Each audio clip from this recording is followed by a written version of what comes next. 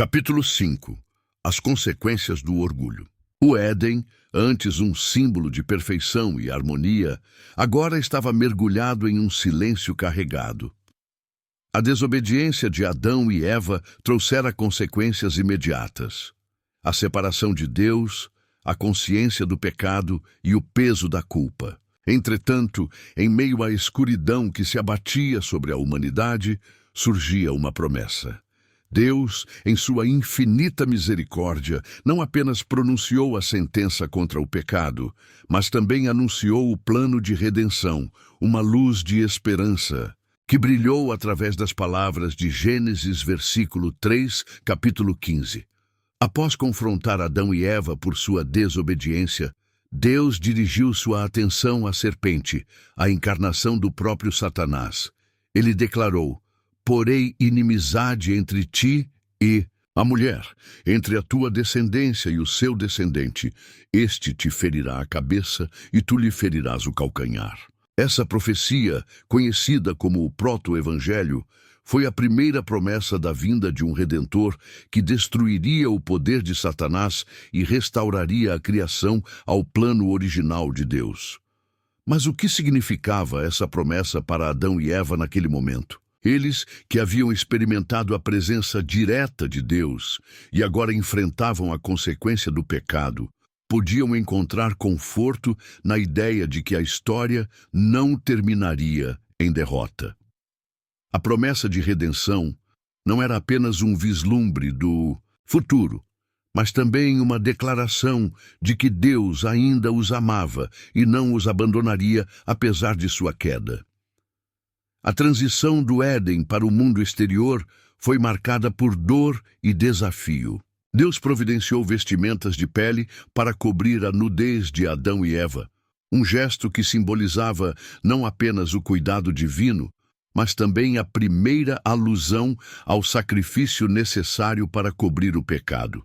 Aquelas vestes de pele eram um sinal de que a morte agora fazia parte da realidade humana, mas também apontavam para o sacrifício supremo que viria no futuro. O Cordeiro de Deus que tiraria o pecado do mundo.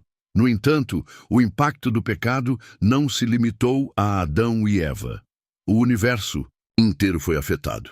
Romanos, versículo 8, capítulo 22, descreve como a criação geme e sofre as dores de parto até agora.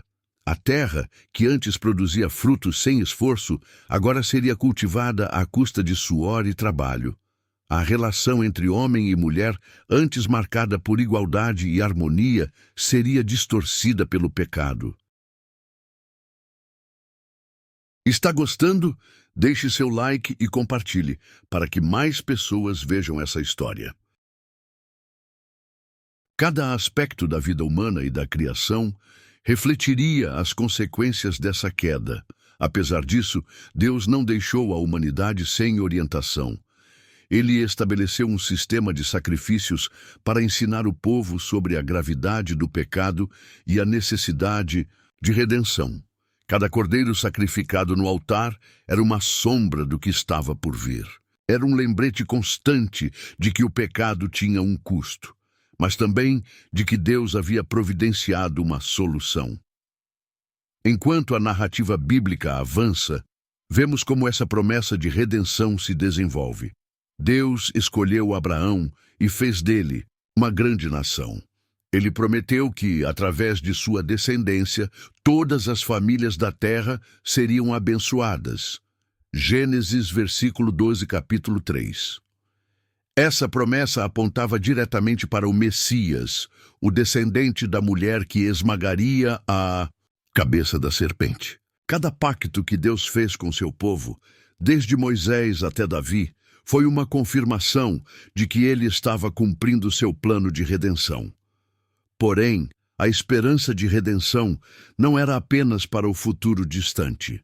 Mesmo naqueles primeiros dias, após a queda, Deus continuou a se revelar à humanidade, mostrando sua misericórdia e justiça.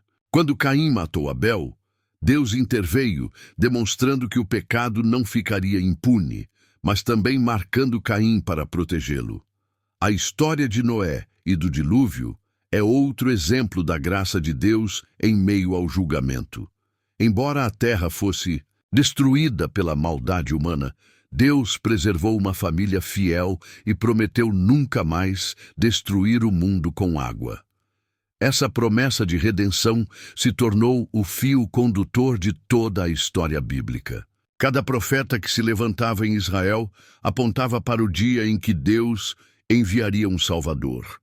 Isaías, por exemplo, falou do servo sofredor que levaria sobre si as transgressões do povo e seria esmagado pelas nossas iniquidades.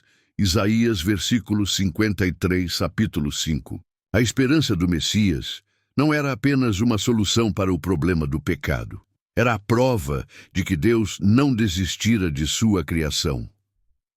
Neste ponto da narrativa, é importante refletir sobre o significado da promessa de redenção para nós hoje. Assim como Adão e Eva receberam a promessa em meio às consequências de seu pecado, também somos chamados a confiar em Deus em meio aos desafios da vida. A história da redenção não é apenas sobre o passado, é uma esperança viva para o presente e o futuro. Cristo, o descendente prometido, cumpriu essa profecia através de sua vida, morte e ressurreição. Ele esmagou a cabeça da serpente e abriu o caminho para que todos nós possamos ser reconciliados com Deus.